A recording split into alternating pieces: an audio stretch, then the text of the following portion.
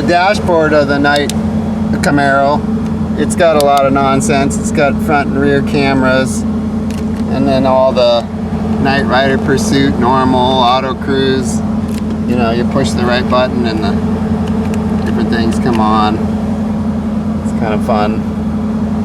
But it has a real tachometer, has a speedometer, fuel gauge, voltage gauge. They work pretty good. The tach works really good. The speed sensor, I think I need a cable, maybe some grease, I don't know. It's been sitting, you know. But I've got everything on my pods here. They turn on different things. Oh, I've forgotten, there we go. Little displays and whatnot. And then the ignition button turns on the driving lights that are where my turn signals used to be. But it's pretty fun. People at the car shows really enjoy it. Pretty fun.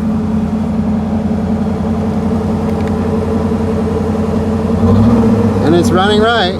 They always run warm. Runs right at 210 it says on the gauge, but I don't think it's really that hot. The fans don't even come on till 220. Oh look, the rear camera's working. You can kind of see the tree out there. Doesn't look like the front camera's working though. Wonder what's up with that. Have to take a look at it. Anyway, just still sorting stuff out. It seems like it's running really good though. And the brakes are awesome.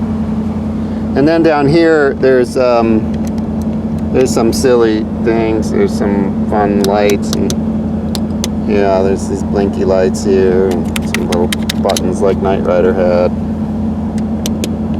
And then if you turn one of these switches on, turns on the flux capacitor back here. Here we go. Yeah, there's the flux capacitor going, and a little voltage gauge there.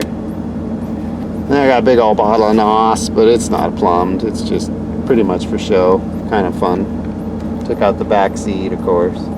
There's the beast. 305 YN supercharger. Everything's smog legal. It's got EGR valve. It's got the air injection on the headers that are SLP smog legal. I've got all the EO numbers for the smog people. I always use Purelator. I like Purelator. Pure 1 filters are good. It's got a float tech muffler. It's pretty good, except it started getting rusty, so I had to repaint it. But whatever. I ended up putting these GTU headlights back in. Nobody said to do anything different, so that's what I did. I just polished them. I took a Dremel and some compound and polished them. I think they look fine, and they work. So no sense in wasting more money doing silly nonsense. I got some compound there, I'll have to clean that. Anyway, yeah, it's come a long way. Just in a few months. You know, my New Year's resolution was to get it running. I did that, I fixed the brakes. Now all I need to do is get it a set of tires. I'd like to get it a new hood too. I don't really like my hood scoop anymore. It's 17 years old and it's starting to separate, so probably change that out before the end of the year if I can save up. Movie work isn't what it used to be, so I don't have a lot of disposable income these days. But anyway, I turned my windshield washer tank into a boost juice container. That way I could hold more methanol than just a little snow boost container. But there's the solenoid, and here's the big pump, and the red line goes around and then sprays into the blower, the water and methanol. You can see it, but right in there is the fitting on the top of the blower for the methanol and water. There's my EGR valve, so I stay California legal for smog. I mean, the whole thing is all smog legal. Got my stock air cleaner with my Thermac and the heat riser tube going to the header to warm it up on a cold morning. You gotta have all that. You got the vacuum switch. You have to have that. You got all your temperature sensors, your manifold pressure sensor, all that stuff. All the original junk. It's still on it. Gotta have it. There's that smooth master cylinder all installed. And a painted booster. That went in there good. I still need to clean up my valve covers. They've gotten so dirty over the last 6 years. They looked cool, but I think I might have to pull them off and clear them, just because they've gotten a little dingy looking. Or replace them. I've always wanted real finned ones. That might be a next thing to do. Dress it up with some finned valve covers. But it's got the PCV and all the smog junk that the 80s cars had. You'd have to change smog pumps from the Camaro one to a Malibu one that went lower because of the way the blower pulley is. And put the alternator up top here with a custom mount, and I had the smog pump from a Malibu down there.